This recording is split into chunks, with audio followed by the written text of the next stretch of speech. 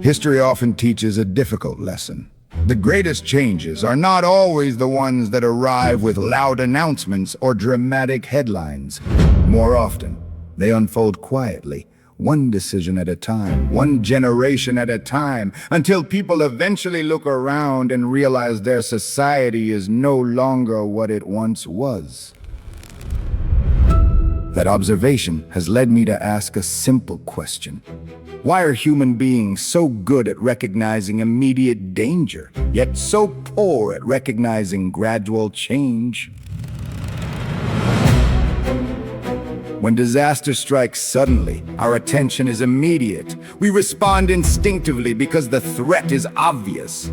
But when change happens slowly, we adapt to each small step until those individual steps become the new normal. Looking back, the transformation appears obvious. Living through it, however, it can be remarkably difficult to see. History provides many examples of societies that underestimated long-term developments because each individual change seemed too small to matter.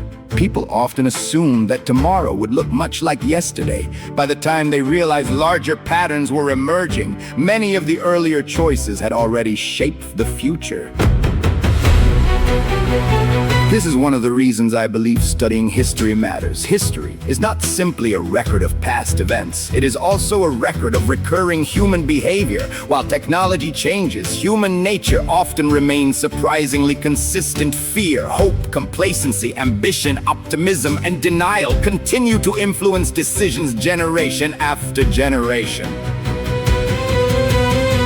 Recognizing patterns does not mean assuming every situation is identical to those of the past. Every era has unique circumstances. At the same time, dismissing historical parallels simply because the details differ can leave us unprepared for challenges that develop in familiar ways.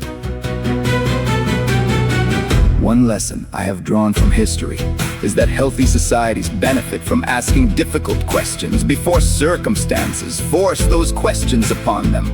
Honest discussion should not be viewed as something to fear. On the contrary, open debate allows competing ideas to be examined, tested, and challenged in the light of evidence. Another important lesson is that disagreement does not automatically make someone an enemy. Democracies, constitutional republics, and other free societies depend upon citizens who are willing to discuss important issues respectfully, even when they strongly disagree. The ability to question prevailing assumptions is often one of the strengths of a free society, rather than a weakness. None of this means that every concern will prove justified. History is equally full of predictions that never came true. That is why evidence, careful reasoning, and intellectual humility remain essential. We should be willing to reconsider our views when new information becomes available, while also remaining open to the possibility that uncomfortable observations deserve thoughtful examination, rather than immediate dismissal. For me, the greatest danger is not disagreement itself. The greatest danger is becoming unwilling to ask questions at all. Once curiosity disappears, learning slows. Once honest debate disappears, mistakes become harder to recognize and even harder to correct. Every generation inherits both the successes and the failures of those who came before it. We also leave behind lessons for those who follow us. Whether those lessons are positive or negative depends largely on whether we are willing to examine the present with the same honesty that we expect when studying the past.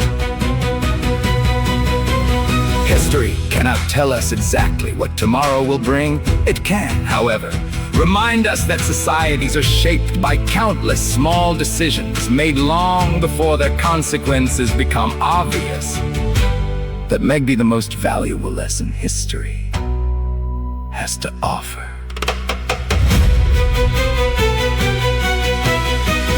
Perhaps the danger we fail to recognize is not simply the changes occurring around us. Perhaps it is our own tendency to assume that slow change is no change at all.